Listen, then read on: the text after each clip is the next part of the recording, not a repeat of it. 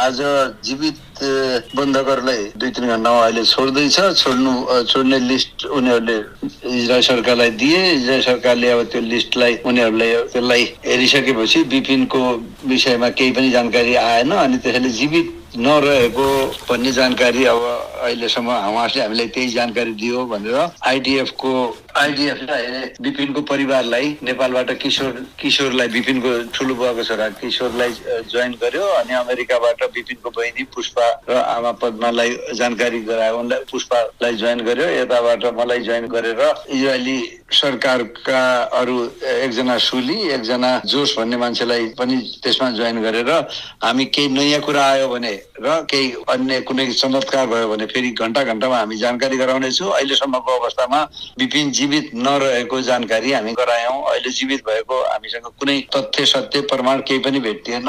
जीवितहरू हस्तान्तरण भइसकेपछि मृतकहरूको सम्बन्धमा पनि जसको उपलब्ध छ तिनको लास अझै बेलुका आउन सक्छ, तर त्यसमा काम भइरहेको छ। कतिखेर आउँछ अहिले भन्न सक्दैन र त्यसमध्ये पनि कतिपयको लास नै उपलब्ध नभएको हुनाले त्यसको खोजी कार्यमा हामीहरू लागिराखेका छौँ। हामी अहिले फिल्डमै छौँ, त्यसकारण अपरेसन त्यो फिल्डमै भएको हुनाले त्योभन्दा बढी अहिले जानकारी अरू केही छैन।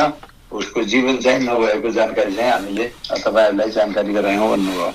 सूचीमा नभएको हमासले हामीलाई दिएको जानकारी अनुसार जीवितको सूचीमा नभएको मृत मध्ये पनि जस्तै उपलब्ध डेड बडी भएको छ कि छैन त्यो विषयमा पनि अहिलेसम्म जानकारी पक्का नभएको र मृतहरू मध्ये पनि केहीको डेड बडी उपलब्ध नभएको हुनाले त्यो भरे मृतहरू हस्तान्तरण गरिसकेपछि कसको उपलब्ध हुन्छ कसको उपलब्ध हुँदैन त्यसपछि मात्र भन्न सकिने भएको हुनाले अहिले हामी त्यो विषयमा केही भन्न सक्दैनौँ। यो विषयमा तपाईँसँगै बिपिनको परिवारलाई पनि आजै जानकारी गरायो इजरायलले, हैन त? बिपिनको परिवार नेपालबाट अमेरिका भएको उसको बिपिनको बहिनी अनि भर्खरै अहिले तपाईँले अहिले कुरा गर्नुभन्दा मैले 3-4 मिनट अगाडि त्यो भिडियो कन्फरेन्स कल राखेको। बिपिन जोशी जीवित रहेको कुनै संकेत नपाएको भनेर स्पष्ट रूपमा जीवित रहेको कुनै संकेत नरहेको हमासले दिएको जानकारी भएको हुनाले मृत्यु भएको, तर मृत्यु भए पनि लास प्राप्त हुन्छ कि हुँदैन त्यो विषयमा चाहिँ अहिले भन्न नसकिन्छ।